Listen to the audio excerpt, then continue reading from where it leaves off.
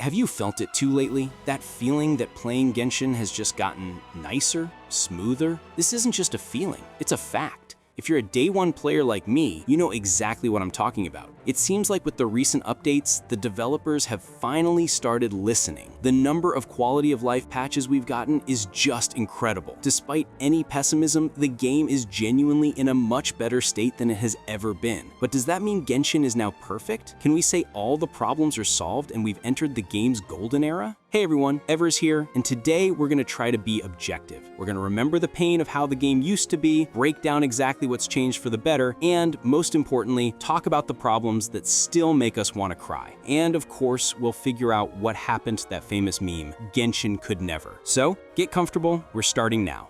Let's take a trip down memory lane for a minute. Remember versions 1 and 2? Remember the pain when sending characters on expeditions meant going through a long dialogue with Catherine, then manually picking each character, then talking to her again, and then repeating that every 20 hours? It felt like it took an eternity. And artifacts? Oh, those cursed artifacts. When there were no preset loadouts, no community recommendations right there in the game, when after hundreds of domain runs, all you got was trash that you had to manually feed one by one into another artifact, just praying that this time you'd get a crit roll. And the crafting system? You had to walk up to the table, pick a recipe, craft, exit, walk up again. It was designed to be as inconvenient as possible.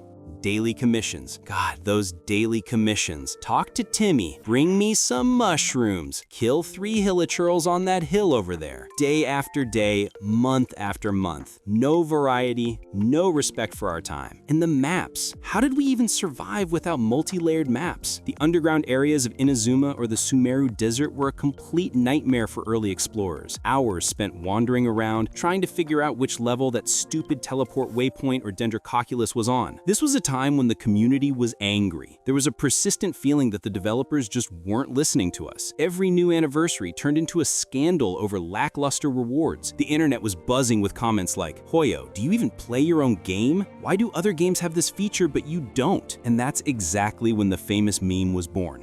With the release of Honkai Star Rail, that meme became a weapon. Genshin could never have a retry challenge button in a domain. Genshin could never have a system where you can guarantee the main stat on a relic. Genshin could never give out this many free pulls. And honestly, they were right. From day one, Star Rail felt so much more player-friendly. It respected our time and offered solutions that Genshin players had only dreamed of for years. And you know what? It worked. All that criticism, all those Reddit posts, all the YouTube videos, they didn't go unnoticed by MiHoYo. Maybe not as fast as we would have liked, but they started to listen. And with the beginning of the Fontaine era, we saw a real breakthrough. The updates started pouring in. Multi-layered maps? Here you go. Quick access to weekly bosses without doing the entire questline? You got it. A quick equip system for artifacts based on what other players are using? Easy. Increasing the resin cap to 200 and condensed resin to 5? Done. A claim all and dispatch again button for expeditions? Finally. They even replaced daily commissions with encounter points where you can just explore the world, open chests, or collect oculi, and it counts as your daily farm. Genius! Each of these updates was a small victory for the community. It was a confirmation that our voice actually meant something. And slowly, the Genshin Could Never meme started to lose its power because Genshin started to could. But before we get to the really juicy part, please subscribe to the channel. It's super important. Thank you all. Now, it's worth mentioning another key factor: competition. The release of projects like Withering Waves got a lot of people thinking. The gaming community was divided, but that game is a good game. We shouldn't forget that other gacha games exist. And what's interesting is that competitors, in trying to one-up Genshin, mostly shot themselves in the foot. Optimization issues, a raw story, confusing game mechanics. All of this, by contrast, highlighted just how polished and high quality of a product Genshin Impact is. This doesn't mean the competitors are bad. It means they forced Hoyoverse to try even harder and prove who's king. Competition is always good for us, the players. It gets us better games and more generous rewards. And so we arrive at the main question. If everything is so great, why did I say at the beginning that calling the game perfect is foolish? Because despite all this progress, there are fundamental problems that Hoyoverse stubbornly ignores. And the Genshin Could Never meme is still alive, just in a different form. Genshin could never have a skip button. This is probably the biggest complaint. How many times have you just wanted to explore the world only to get dragged into a long, boring side quest dialogue that's impossible to skip? You're running for an oculi, and suddenly, bam, the screen fades to black and you're forced to read 15 minutes of some NPC's life story that you could not care less about. In a game with such a massive world and a ton of content, the lack of a skip button is just disrespectful to the player's time.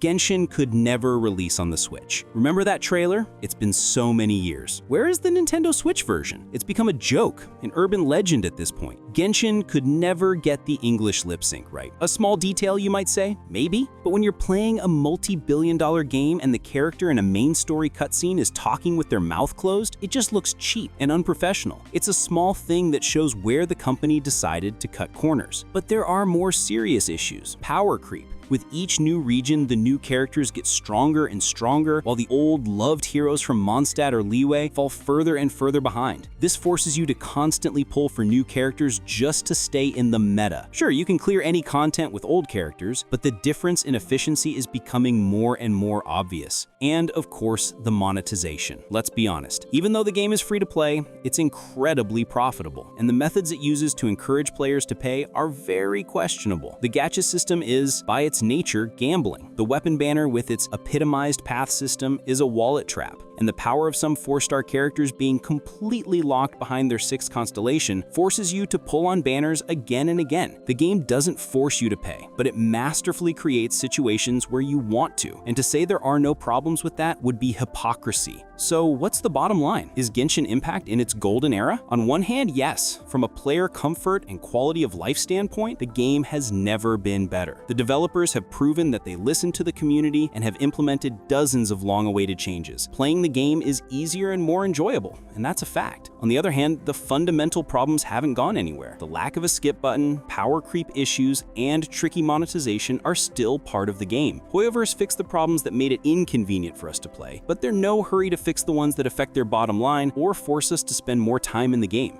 Genshin Impact is an absolute phenomenon. It's a game that managed to change for the better by listening to its players. And our job as a community is to keep giving constructive feedback, to praise the good changes, but not to stay silent about what still needs fixing. So what do you guys think about all this? What was the most important quality of life update for you? And what still drives you crazy about Genshin? Be sure to write about it in the comments. I'd love to read your thoughts. Thanks for watching. Don't forget to leave a like if you enjoyed the video and subscribe to the channel so you don't miss the next deep dive. This has been Evers. See you in Teyvat.